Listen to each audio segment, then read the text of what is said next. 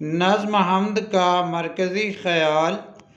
نظم حمد میں اللہ تعالیٰ کی تعریف و توصیف کے ساتھ ساتھ اس کی بندگی و بڑائی، بندے کا اپنے رب سے قلبی لگاؤ، قدرت کاملہ اور کائنات میں اس کی وحدانیت بیان کی گئی ہے، کیونکہ وہ قادر بھی ہے اور قدیر بھی ہے۔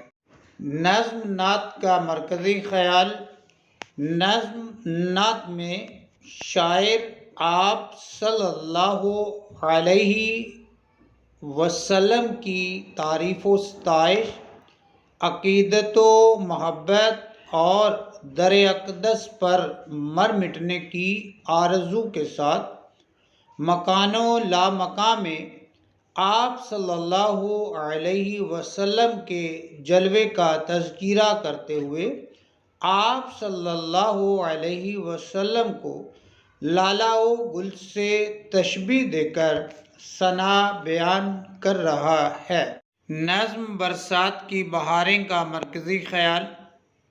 ہر طرف برسات کی آمد ہے، بادل آسمان پر چھائے ہوئے ہیں، جل تھل ایک ہے، سبزے کی لہلہاہٹ سے ماحول خوشگوار ہے، انسان، چرند اور پرند قدرت کی کرشمہ سازی دیکھ کر خوشی محسوس کر رہے ہیں۔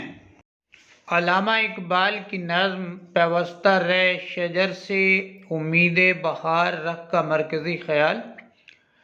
علامہ اقبال کی نظم پیوستہ رہ شجر سے امید بہار رکھ میں امت مسلمہ کو اتحاد و یگانگت کا درس دیا گیا ہے۔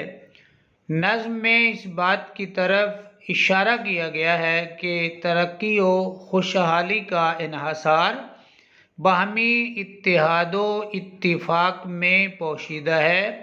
شاخ بریدہ کی مثال دے کر کدورت و نفاق سے بچنے اور آپس میں موافقت کا درس دیا گیا ہے۔